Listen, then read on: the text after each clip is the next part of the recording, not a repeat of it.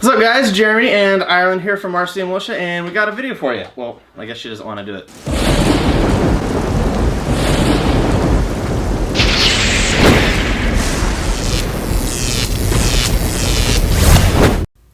Okay, so my dog ran off of me. My partner does obviously not want to sit here and look at the RC car. She wants to go out and chase it.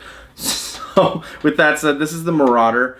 I believe there's a couple numbers before the actual title of it, but just search Marauder if you want to get one in the description below. I don't know if you will or not. The whole reason I bought this car was actually for my dog to get exercise and for me to just be able to go out back in my backyard and have fun, and the dog can get exercise and all that good stuff, and I get to drive around an RC car. It's more fun than just going for walks, even though we do that with her as well. One thing I want to point out first is what's pretty cool is the lights. And this thing, we picked it up for, let's see, I think around $100 or less than $100. But one cool thing is all four of these lights are functioning and they have LEDs in them. These two up front are not. That maybe something I will dive into. Probably not, because it's just a car to just beat the crap out of and not really care what happens to. For the shocks, it does have aluminum shock caps, but the rest of it's plastic, so it doesn't really matter. It comes with C-clips. They're not threaded shock bodies, well, excuse me, in any way, shape, or form. The tires seem me, but like I said, this is a $100 car, so I'm not expecting a lot out of it, so yeah. But the spare tire is 100% functional, as like all cars that come with spare tires nowadays. And when you lift up the hood, or when you lift up the cage, it's got a hinge on the front, which is cool, but there's one thing you gotta watch out with. If you go too far, you're gonna plug your lights. So just make sure that if you do that and you're running at night, you want to have your lights plugged in, make sure they're plugged in. Don't just do what I did. As far as electronics go, I found nowhere in the manual. Where did the manual go? I had the manual somewhere. I found nowhere in the manual where it says if this thing can run on a LiPo or not. It does come with an NIMH battery, which is kind of funny. I'm going to explain this one to you guys real quick. So it does come with an NIMH battery, but what's really weird is they went through the trouble to put a Deans to Tamiya connector on it. The battery already has a Deans on it, but the ESC has a Tamiya plug. The logic escapes me there. Why not just put a Deans on the ESC and not have to worry about this little battery extension thing? It'd probably cost actually less, but I do not know. But the battery tray seems pretty decent, not too bad actually, which is surprising. For a $100 car, I mean, I'm actually a little bit more surprised than what I thought I would be when I ordered it. So let me just get this body pin in here. So as far as electronics go, everything is 100% waterproof, which is really cool. That means I can take my dog out in the snow with it, all that kind of stuff. It comes with a 550 brushed motor. You can get these things in brushless, but I think you would probably be better off just to buy a brushed one and then go to like Hobby King or something like that and buy a brushless setup for it. Another actually really cool feature that I find on this car to be like really cool, like I just said, is the gear housing for the motor and the pinion and all that good stuff.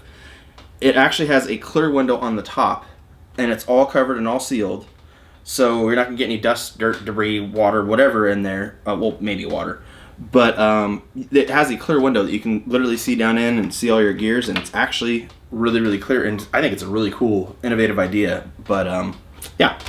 So, plastic shock towers. The only thing that's aluminum on this is the chassis brace and the chassis itself. I don't see anything else aluminum on it. I mean, the plastics, I don't know. I really can't judge it. It's a $100 car, so I guess we're going to have to get a thing out and just run it, and then I'll tell you guys pretty much what I think about it. Well, the battery tray on second thought. No, it's just where I have the body pins. So everything seems pretty decent. Servo, I'm not sure exactly what the specs on the servo are. This manual is complete garbage. One thing I will say is on the front of the manual, it gives you the brushless versus the regular ESC. So the brushless ESC is 45 amps and waterproof. this one is 320 amps and waterproof. If you guys have one of these, comment down below and let me know. It's quite the confusing manual. These, I don't think companies that make these, you know, off-brand types of cars actually know what the heck they're doing when it comes to manuals. But like I said, it's a $100 RC car. You guys don't expect a lot. The drive shaft is also aluminum, which is great. So I literally think that's all I have to say about this car. If you guys know, like I said, if you guys know about the LiPo and or the ESC and stuff like that, go ahead and comment down below. I actually even searched on the internet and I couldn't find it. Even if you go on the website, I went to, whose website did I go to that carries this? GearBest is one of them that carries it. I went on their website, zero information about the car, none at all. It was absolutely, it was, I don't know, it's terrible. The way the manual is and the website is, it's just, it's not too great. But all in all, I think it's going to be fun for the purpose, and it'll serve the purpose that I want it to, and that's just to be something fun for out in the backyard. But like I said, I do want to go with a cheap brushless system on it. I think I could pick up a brushless system for this thing for like 30 bucks or something like that, hopefully. I know one of my friends that has this car, he went brushless on it, and I'm not sure what kind of setup he has in it, so I'm gonna have to talk to him. But yeah, I think that's all I have to say about that, guys. So that's all I have to say about the car, but let's dive into what else it comes with. So we will get into this. So it comes with a huge European plug that I will not be using. Man, Europe's got it right. We got it wrong here in America. I can handle a lot more volts than ours. So it comes with a heat sink for the motor. It's purple. It's kind of cool. I don't know. I don't think it'll need it. Then a plug adapter, which is another plug that I can't use here in America. So hopefully we'll find an American plug in here. Then we got the radio. It looks like a FlySky knockoff. Pretty much is what I'm getting at. Yeah, it looks like a FlySky knockoff.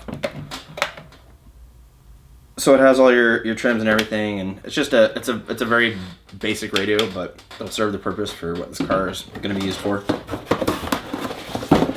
And it comes with a wrench as well. We have a bunch of these, but this one's actually steel versus the really, really soft ones that you normally get. Yeah, so that's good.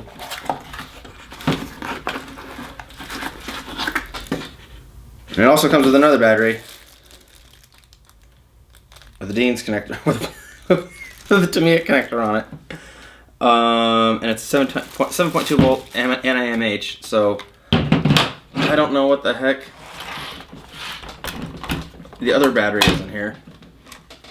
But it's an NIMH battery. I'm guessing it's the same. I don't know. This unboxing is very weird to me.